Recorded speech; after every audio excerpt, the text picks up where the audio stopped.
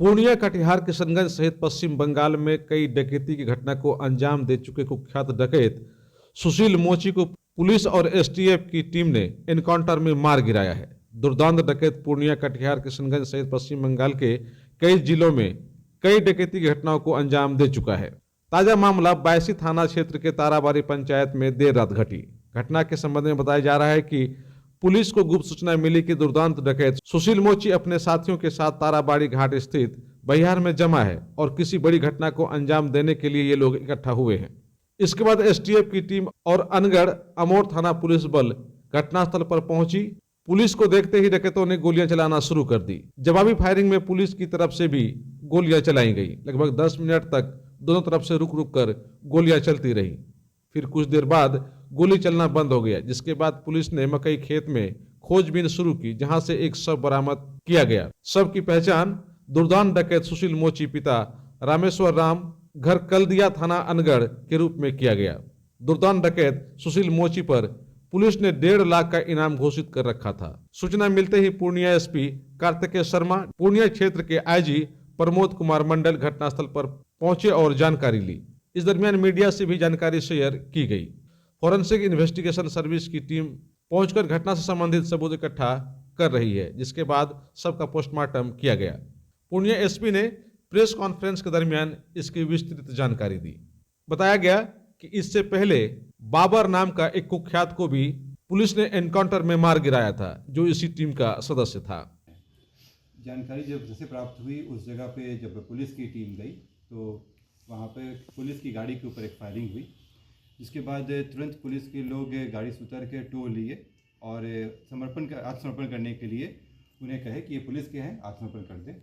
लेकिन उनके द्वारा फिर से फायरिंग किया गया, जो पुलिस की गाड़ी में लगा, जो क्षतिग्रस्त हो गया। उसमें अपने आत्मरक्षा हेतु पुलिस के द्वारा फायरिंग किया गया इसमें, और वहाँ उधर से भी जो अपोजिट पार्टी थे उनकी तरफ से भी काफ़ी भारी मात्रा में फायरिंग की गई।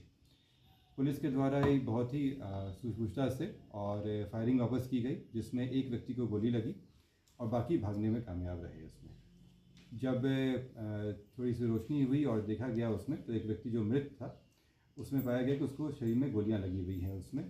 और तुरंत इसका इन्फॉर्मेशन जो है एनएचआरसी के गाइडलाइन है, उसके तहत वरीय पदाधिकारियों को दिया गया। इसमें जो एफएसएल की टीम है उनको बुलाया गया वहाँ पे, क्योंकि ये एफएसएल की टीम के द्वारा ही इसमें जो सबूत है वो इकट्ठा किए जाते हैं। और जब अंधकार हटा, वहाँ पे सूरज की रोशनी आई, तो उसमें पहचान की गई, तो सुशील मोची का शव पाया गया है इसमें क्योंकि ये पुलिस इनकाउंटर के तहत हुआ है ये इसमें, और इसमें जो एनएचआरसी की गाइडलाइन है उसके तहत हम लोग ऐसा कार्रवाई की है। इसमें पुलिस और मजिस्ट्रेट, जो एग्जीक्यूटिव मजिस्ट्रेट हैं, उनके नेतृत्व में इंक्वेस्ट किया गया है इसमें, और एफएसएल की टीम के द्वारा उस पूरे क्षेत्र की जांच की गई और उनके द्वारा सबूत इकट्ठा किए गए। उन सबको विधिवत जब्त किया गया है उसमें, और एफएसएल की टीम को भेजी जा रही है उसमें। शव का पोस्टमार्टम हेतु भेज दिया गया था। शव का पोस्टमार्टम हो चुका है। कितना करना हुआ था सर? मैं आपको जानकारी दे रहा हूँ इसके बारे में कि ये इनके ऊपर केवल पूर्णिया, कटिहार और किशनगंज में 26 केस में ये अपराधी रह चुके हैं। इनमें से हाल फिलहाल के कई केसों में वांटेड भी थे। इसके अतिरिक्त हमें जो सूचना प्राप्त हो रही है कि ये पश्चिम बंगाल में भी सक्रिय थे, उसका एंट्रेस हम निकलवा रहे हैं इसका। ये किशनगंज और पूर्णिया से 50,000 के इनामी थे। हाल के दिनों में कुछ समय पहले पूर्णिया जिला से इनके ऊपर 1 लाख का इनाम घोषित करने के लिए प्रस्ताव भेजा जा चुका है। इसमें जो व्यक्ति जिनकी पुलिस मुठभेड़ में मौत हुई है, सुशील मोची, इनके हाथ के पास से एक 9 mm का लोडेड देसी कार्बाइन और एक 7.65 mm का देसी पिस्टल बरामद हुआ है। इस हथियार के साथ में 9 mm का जिंदा कारतूस था और 4 7.65 mm का कारतूस था। इसके अलावा जो वहाँ फायरिंग किए गए थे, जो खोखे थे, वो भी बरामद किए गए हैं। ये चूँकि घटना करने आया था तो उनके पास से दबिया, खंती, चप्पल वगैरह भी बरामद हुई हैं, जिससे स्पष्ट है, और जिस तरह से फायरिंग भी हुई थी, कि इनके साथ कम से कम 4-5 साथी और थे, यानी कि कम से कम 5-6 लोगों की ये टीम लेके आए थे इसमें, और इनका इरादा उसी क्षेत्र में करने का था। मैं ये भी उल्लेख करना चाहूँगा कि पिछले साल ही जून के महीने में उस क्षेत्र में ही, उसी गाँव के एरिया में इनके द्वारा डकैती घटना की गई थी, जहाँ पे वहाँ के गांव वालों के द्वारा इसको पकड़ भी लिया गया था, लेकिन ये वहाँ गोली चला के एक व्यक्ति को घायल करते हुए भाग गया था वहाँ पे। ये फिर से उसी क्षेत्र में अपनी एक्टिविटी करने की कोशिश कर रहा था उसमें, जिसमें ये मारा गया है।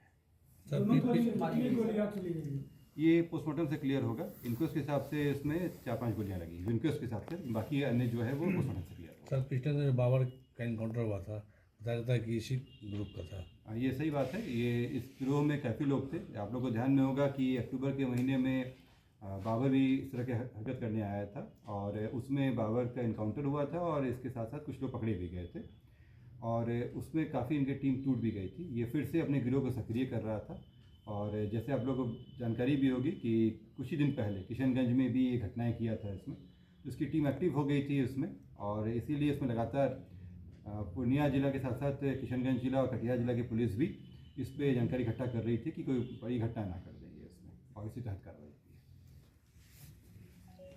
है। ये मूल का रहने वाला है, ये अनगढ़ थाना क्षेत्र का रहने वाला है ये, लेकिन अनगढ़ थाना में अभी एक्टिव नहीं था। ये पश्चिम बंगाल में रिलोकेट किया।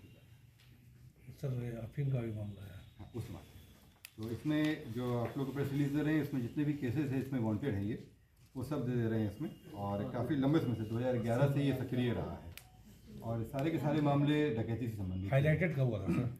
ये शुरू से ही काफ़ी समय से, क्योंकि इतने सारे केसेस हुए हैं इसमें। ये पूर्व में जेल भी गया था और जेल में कुछ केसेस में बेल आउट होने के बाद फिर घटनाएं की, तो कई में क्योंकि ये भागा रहता था हमेशा तो उसमें पकड़ाता नहीं था और फिर चार्जशीट हो गए थे कई मामलों में। और अभी हाल के दिनों में जो एक्टिविटी थी उसके देखते हुए इस पर कई केसेस वांटेड और इसी को देखते हुए हम लोगों के द्वारा इसमें 1 लाख का प्रपोजल दिया गया। बेसिकली इसने कहाँ अपना अड्डा बनाया? ये पश्चिम बंगाल में पहले ये दालकोला में अड्डा बनाया था, लेकिन जब दालकोला में भी वहाँ पे दबिश बननी शुरू हुई तो ये मालदा साइड में शिफ्ट हो गया। अब आपको पटना सिलीगुड़ी या बाहर इलाज के लिए जाने की कोई आवश्यकता नहीं, क्योंकि अब सीमांचल और कोसी जोन के मरीजों के लिए खुल गया एक सुपर स्पेशलिटी हॉस्पिटल। आपके शहर पूर्णिया के NH31 लाइन बाजार कप्तान पुल के पश्चिम में Galaxy hospital and heart care centre. Service to all from top to bottom.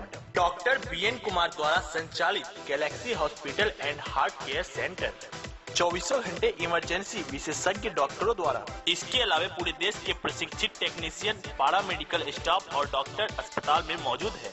24 घंटे इमरजेंसी की सुविधा के साथ pharmacy, diagnostic, ambulance, treatment, admission, radiology, pathology, neurology and respiratory medicine. 4 bed का अत्याधुनिक डायलिसिस यूनिट और 20 बेड का अत्याधुनिक ICU और CCU। BPL कार्डधारी मरीज को प्रत्येक रविवार निःशुल्क देखा जाता है एवं भर्ती मरीज का रियायती दर पर इलाज किया जाता है। साथ ही प्रत्येक महीने के 5 तारीख को सामान्य रोगी को निःशुल्क देखा जाता है। Galaxy hospital and heart care centre, address NH31 line बाजार west of Kaptan Pul Purnia. Shri Balaji agency NH31 Gulabbagh Purnia. यहाँ जगुआर कंपनी का लेटेस्ट सभी तरह का सैनिटरी वेयर्स उपलब्ध है, जैसे commode, bathtub, water heater, steam solution, shower enclosure एवं कंप्लीट बाथरूम सॉल्यूशन।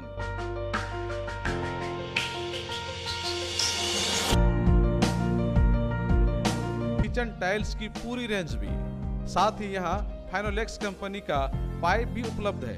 खूबसूरती और मजबूती ऐसी कि आप फर्स्ट ही लुक में कर लेंगे पसंद। तो एक बार अवश्य पधारें बालाजी एजेंसी NH31 गुलाबबाग पूर्णिया। हमारा कॉन्टेक्ट नंबर है मोबाइल नंबर 9470867633, मोबाइल नंबर 9631725501।